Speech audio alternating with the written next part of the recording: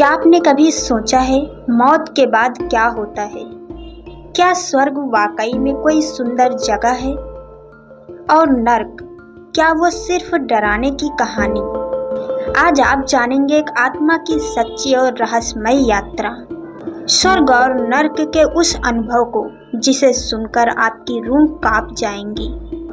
रमेश एक सामान्य इंसान था, परिवार, नौकरी और दुनियादारी जिम्मेदारियों में उलझा हुआ। लेकिन एक रात दिल का दौरा पड़ा और सब खत्म हो गया। अगली सुबह उसका शरीर अस्पताल में था, लेकिन रमेश वहां नहीं था। वो अब एक आत्मा बन चुका था। अंधेरा, शांति और फिर अचानक एक तेज रोशनी। वो एक टनल में घुस गया, जैसे कोई सुरंग जो उसे किसी अनजाने सफर में ले जा रही थी। लेकिन रोशनी के बाद जो आया वो था अंधेरा। आत्मा नर्क में जा पहुंची। चारों ओर चीख पुकार, आग की लपटें और तड़पती हुई आत्माएं। किसी को जीभ काटने की सजा, किसी को उबलते तेल में डाला जा रहा था। ये क्या है? रमेश चीखा। एक भारी आवाज आई, ये तुम्हारे कर्मों का फल है। तुमने जीवन में सिर्फ स्वार्थ देखा, झूठ बोला, धोखा दिया, और अब न्याय मिलेगा। रमेश ने देखा हर गलत काम, हर धोखा उसकी आत्मा पर जैसे लिखा हुआ था, और अब वो खुद को नहीं बचा सकता। तभी एक रहस्यमयी संत आत्मा वहां प्रकट हुई। उसने रमेश से कहा, हर आत्मा को एक मौका मिलता है पश्चाताप का। क्या तुम सच में बदलना चाहते हो?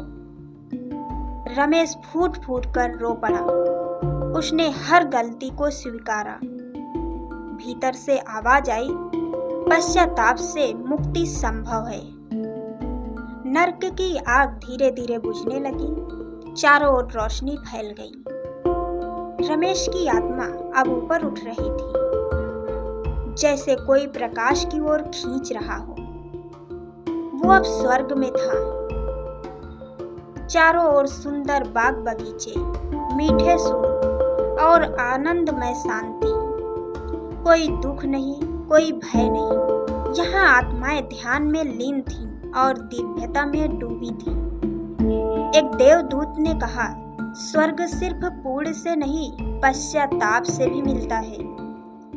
रमेश की आत्मा अब मुक्त थी। उसने अपने जीवन का मूल्य समझ लिया था। हम सभी जीवन में गलतियां करते हैं, लेकिन अगर हम सच में अपने कर्मों को स्वीकार कर सुधार की राह पर चलें, तो स्वर्ग का द्वार हर आत्मा के लिए खुला है। नर्क एक चेतावनी है और स्वर्ग एक इनाम नहीं, बल्कि एक अवस्था है।